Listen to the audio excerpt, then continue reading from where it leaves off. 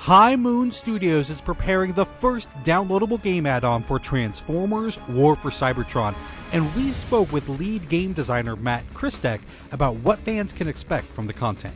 So the basic structure of the DLC would give you 5 characters and 4 new maps, 2 of them being multiplayer and the other 2 escalation. There was a pretty huge demand from our community, and they wanted to know if we were going to release our pre-order characters in this DLC, and we are.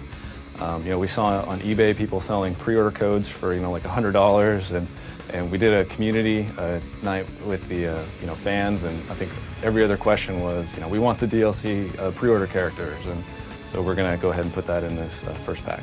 The characters that we picked was more for to give the players more choice. We were noticing that people were complaining that they wanted to have another Autobot soldier, and they wanted another Decepticon leader. So what we've decided to do is we've added Onslaught as a Decepticon leader, and we've added Scattershot as an Autobot soldier. So now you'll have another tank that you can choose for an Autobots and another truck for the Decepticons. And next we have the meat and potatoes for those who crave a little bit of Transformers competition. 2 new competitive multiplayer maps. The first multiplayer map is called Fortress, which is themed after a Kaon prison. It has a central courtyard area with a lot of verticality.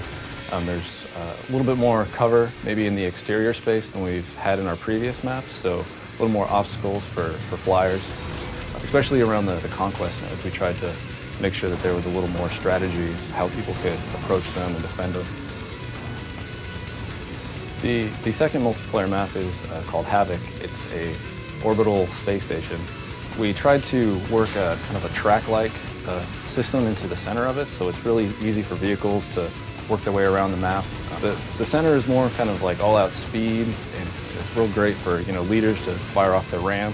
The side rooms are a little more catered for jumps and stunts, so I think we'll start to see like some pretty interesting strategies for the trucks in the center and the cars in the side, and there's also a lot of vertical room for the jets to fly around, so I think we'll see a nice mix of vehicles in Havoc.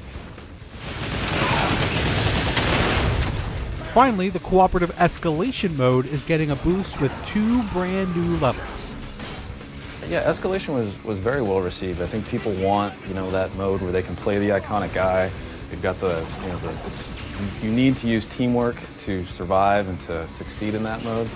And I think people really wanted a lot more of it. We saw on the forums that hey, there's 2 maps, we want more, and so that's kind of the other reason why we're pushing these 2 new escalation maps out. So one thing that we wanted to do with these 2 new maps is to kind of mix up the gameplay a little bit more, give you more options as opposed to just generators and weapons. And so you'll start seeing that both maps feature these kind of random environmental events. In Forsaken, one of the maps, for example, there's a random event where this really dense fog kind of rolls in, and you have to start now using your fine aim ability to spot the targets, and you kind of have to stick together with the team.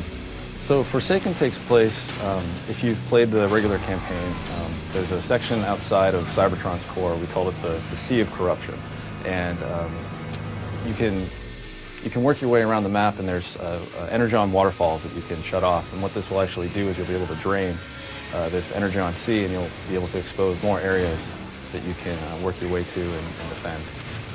The second escalation map is called District.